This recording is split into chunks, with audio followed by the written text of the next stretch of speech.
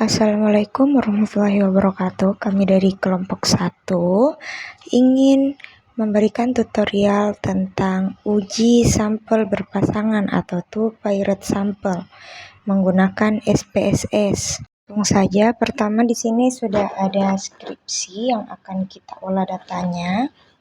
Kemudian data dari skripsi ini kita akan copy dan salin ke dalam Excel.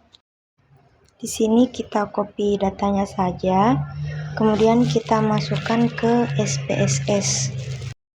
Setelah kita paste ke SPSS, kita bisa membuka variabel view, di mana variabel view bisa kita ganti dengan post KBKM atau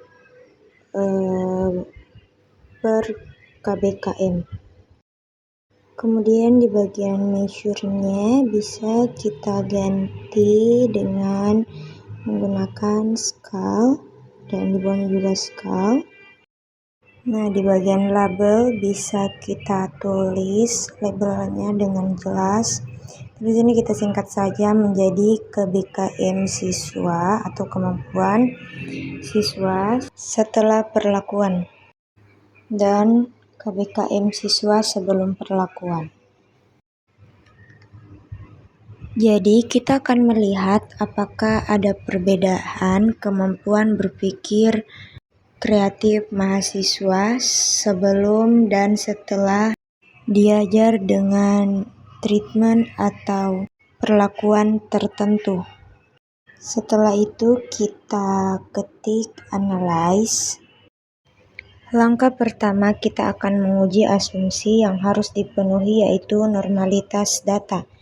Kita ketik analyze, kemudian deskripsi statistik, dan explore.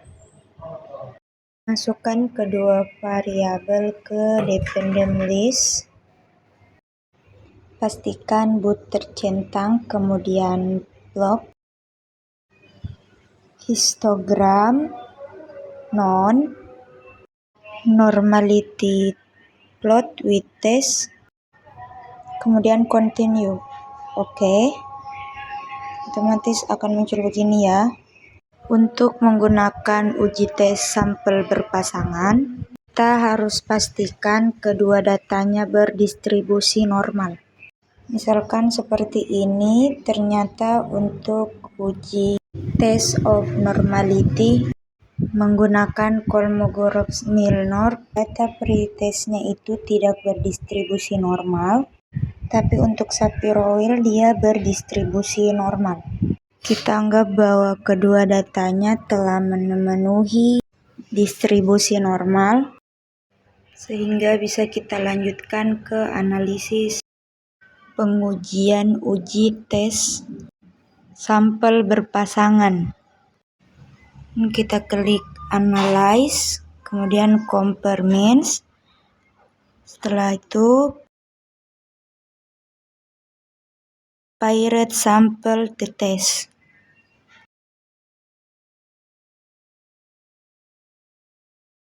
Di variabel pertama kita masukkan postnya.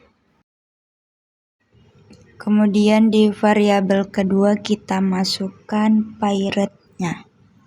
Optionnya ini kita bisa mengatur confidence intervalnya atau interval kepercayaannya 95%. Artinya alfa yang kita gunakan itu 5%. Kemudian continue dan oke. Akan keluar output seperti ini. Kita lihat pada layar atau tabel pirate sample test.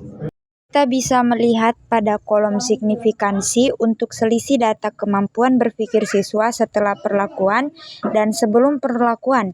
Nah, kita lihat di sini signifikansinya yaitu 0,01, menjelaskan bahwa dia lebih kecil dari nilai alfa 0,05, sehingga dapat dikatakan bahwa terdapat perbedaan kemampuan berpikir matematik siswa dalam siswa setelah diberikan perlakuan.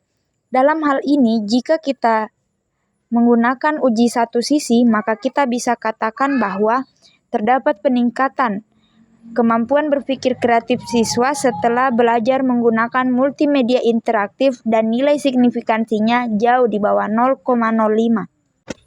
Mungkin itu saja tutorial dari kelompok 1 mengenai uji T2 sampel berpasangan atau two-paired sample T-test menggunakan SPSS.